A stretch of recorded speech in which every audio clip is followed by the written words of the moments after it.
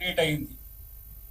గులాబీ కమలం వేరు వేరు కాదు, రెండు పువ్వులే అన్నట్టుగా ఈ సాఫ్ట్వేర్ ను ఇదే సిస్టమ్ ను అక్కడికి పంపించి ఇవాళ అక్కడ లీక్లు కావడం వల్ల 12 మంది పైచిలుకు మంది విద్యార్థులు ఆత్మహత్య చేసుకున్నారు.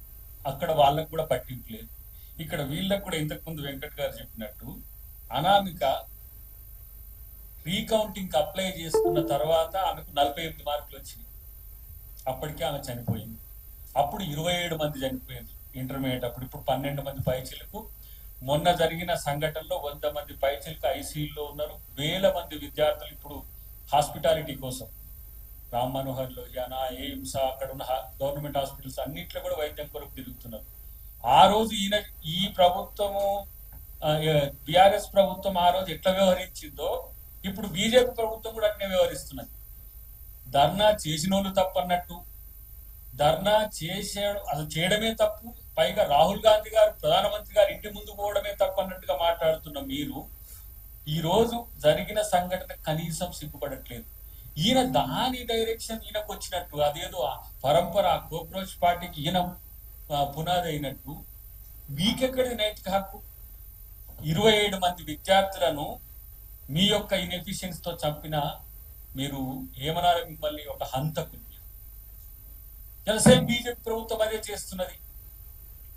ఇలా ఆ విషయం ముఖ్యమంత్రి గారు ప్రస్తావన చేస్తే మీరు అట్లా మాట్లాడొద్దు, మీరు దానికి క్షమాపణ చెప్పాలి, ఇట్లాంటి ట్వీట్లు పెట్టిన ట్వీట్ వీరు. నిజంగా మీకు చిత్తశుద్ధి ఉంటే ఆ రోజే దాన్ని అడ్రస్ చేద్దు. అక్కడ ముగ్గురు కమిటీతో ఒకటి వేస్తే అక్కడ సాఫ్ట్వేర్ ఈ గ్లోబరైన సాఫ్ట్వేర్ లోపాల వల్లనే, సాంకేతిక లోపాల వల్లనే తప్పులు జరిగినాయని చెప్పేసి ఆ రోజు రిపోర్ట్ ఇచ్చింది. హైకోర్టు కూడా ఆ రోజు రీవాల్యుయేషన్ కి ఇచ్చిన పరిస్థితి మీరు మర్చిపోయి ఉంటారు. మీరే మీలోనే ఇప్పుడు అక్కడ జరుగుతున్నది.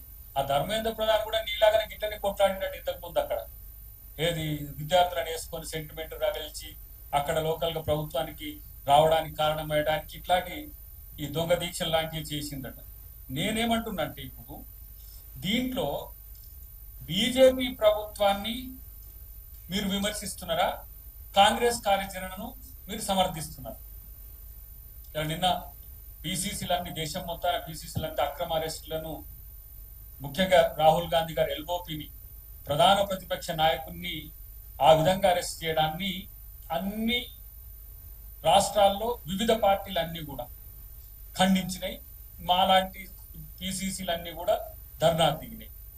మరి ఎక్కడన్నా రాహుల్ గాంధీ గారిని అట్లా పోలీసులు వ్యవహరించడం కానీ, రక్తం కళ్ళ చూడడం కానీ ఎక్కడన్నా ఖండించినవా ఈ మొహానికి? మళ్ళీ ఇక్కడికి వచ్చేసి ఇక్కడ ముఖ్యమంత్రి మీదనే మీ కార్యాచరణ అంటే మీ ఆలోచనలోనే ఏదో తేడా ఉండలే. తేడా వీరుడు అది గుర్తుపెట్టుకో.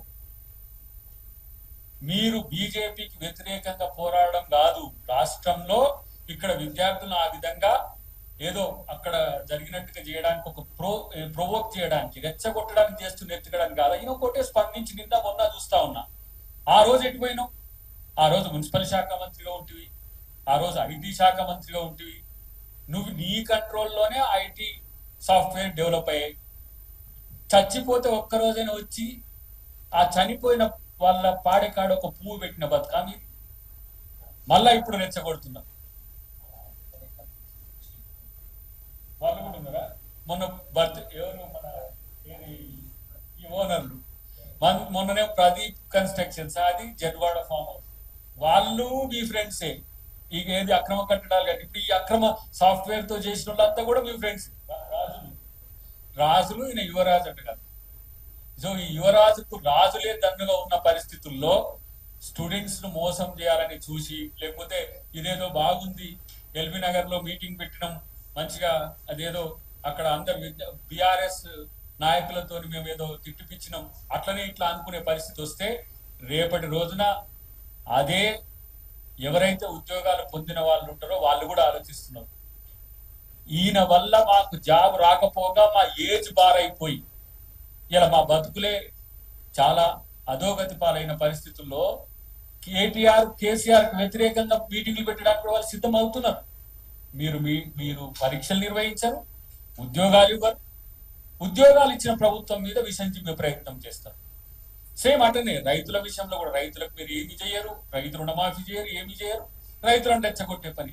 చివరికి కేటీఆర్ బతికి ఏడికి వచ్చిందంటే ఈ అగిపుల్ల స్వామి కాడికి వచ్చింది. అలా బావటై నారదముని లెక్క ఇక్కడ పెట్టాలి, పుల్లలు పెట్టాలి, అలా లేపాలి. విద్యార్థులకు తెలియదా ఈ పరీక్షలను ఎవరు నిర్వహించిండ్రు, ఏ విధంగా ఉద్యోగాలు ఇచ్చిండ్రు అనే పరిస్థితి. కాబట్టి ఈ రోజు బీఆర్ఎస్ చేస్తున్నది ఏదైనా సరే రాజకీయం కోసమే చేస్తున్నది. ఇలా ఆ రోజు విద్యాశాఖ మంత్రిగా ఉన్న వాళ్ళు ఎవరు కూడా దాన్ని స్పందించలే. ఆమె కూడా మా అమ్మే అనుకుంటా సవితక్క, ఆమె నోరు మూయించింది, మీరు మాట్లాడలే. ముఖ్యమంత్రి అంటే రాడు, ముఖ్యమంత్రి అంటే ఆయన రాజు లెక్క ఉండేది అప్పట్లో. ఇలా మా ముఖ్యమంత్రి విద్యార్థుల విషయంలో ఏ చిన్న సమస్య వచ్చినా, నేనైతే ఈ మధ్య చూస్తున్నా కదా, నేను ఏవైతే బ్రేక్ఫాస్ట్ లంచ్ పెట్టే వాటికి కూడా నేను పోయి పరిశీలించి వచ్చిన. 800 కోట్లతోని ఇలా బ్రేక్ఫాస్ట్ లంచ్ పెడుతున్న నాయకుడు ఇలా రేవంత్ రెడ్డి గారు. దేశంలోనే ఎవరు పెట్టట్లేదు. 800 crores బడ్జెట్లు కేటాయించారు. ఇలా దుస్తులతో పాటు స్కూళ్లను ఏ విధంగా స్థిరీకరించాలనే విషయంతో పాటు యంగ్ ఇండియా స్కూల్స్ అయితే ఇంటిగ్రేట్ ఏదైతే తెలంగాణ పబ్లిక్ స్కూల్స్ అయితే వీటినన్నింటినీ స్ట్రీమ్ లైన్ చేస్తుంటే, ఇంకొక వైపు ఈయన పక్కన ఉండే బీఆర్ఎస్ నాయకులను విద్యార్థులుగా మార్చి అక్కడ దొంగవీరునిగా మారి పూర్తిగా ఒక మూమెంట్ ని క్రియేట్ చేసే ప్రయత్నం చేస్తే ఎవరు నమ్మాలని మిమ్మల్ని? నేనంటున్న ఈ రోజు ఆ రోజు చనిపోయిన అమరులైన 27 మంది విద్యార్థుల యొక్క చావుకు కారణమైన ఆ ప్రభుత్వానికి ప్రతినిధిగా ముక్కు నేలకు రాయాలని. ప్రాణం అంటే ఏంది? ఈ రోజు అక్కడ కూడా ఎక్కడన్నా విమర్శిస్తున్న బీజేపీ హయాంలో ఇంత విధ్వంసకాండ నాకు తెలిసి మా 22 years పబ్లిక్ లైఫ్ లో నేను ఎప్పుడు ప్రజా ఉద్యమాలనే ఉన్న ఈ మధ్య రాజకీయాల్లోకి వచ్చినాం కదా, ఏ ఉద్యమం మీద కూడా ఇంత విరుచుకపడ్డ ప్రభుత్వం ఎప్పుడు చూడలేదు. వెనుకటికి ఢిల్లీలో ఒక అమ్మాయి అత్యాచారం చేయబడ్డ సంఘటనలో దేశమంతా స్పందించింది. దాని మీద కూడా ఎక్కడ కూడా కాంగ్రెస్ ప్రభుత్వం ఏమి ఇట్లా విరుచుకపడలే. ఆ దొంగ దీక్ష చేసిన అటు అన్నా హజారే ఇటు కేజ్రీవాల్ వాళ్ళంతా అన్నా హజారే ఏమో అదృశ్యమైపోయిండు, కేజ్రీవాల్ ఏమో రాజకీయాల్లో అదృశ్యమైపోయింది. కాంగ్రెస్ కు వ్యతిరేకంగా వీళ్ళని తీసుకొచ్చింది. కానీ ఇలా కోక్రోచ్ పార్టీ అనే పిల్లలు వాళ్ళు ఏ రాజకీయ పక్షంతో అనుసంధానం కాకుండా వాళ్ళు పెద్ద ఎత్తున నిరసన చేసి ఇంటెలిజెన్స్ కూడా పసిగట్టని విధంగా దేశవ్యాప్తంగా ఈ రోజు వాళ్ళు ఒక పాలసీతో ఇక్కడికి వచ్చి అక్కడికి వచ్చేంత వరకు తెలియదు.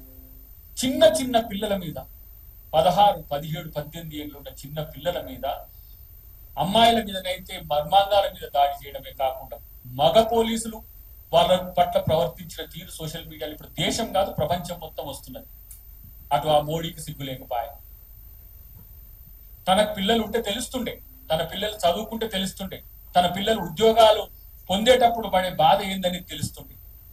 ఇలా బీజేపీ ప్రభుత్వానికి కానీ విచిత్రం ఏంటంటే దాంట్లో ఇప్పుడు వస్తున్న రిపోర్ట్స్ ప్రకారం ఆర్ఎస్ఎస్ వాళ్ళు దాంట్లో ఉన్నారట. వాళ్ళు వేసే దాంట్లో వాళ్ళే, ఈ గొడవ అవుతున్నప్పుడు వాళ్ళని కొట్టే దాంట్లో వాళ్ళే.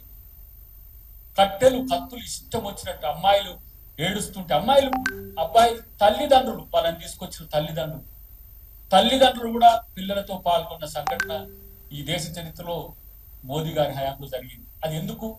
ఎవరి ధర్మేంద్ర ప్రధాని ఈ దేశం కొరకు ఏమైనా చేసిందా, లేకపోతే విద్యార్థి లోకం కొరకు ఏమైనా చేసిందా?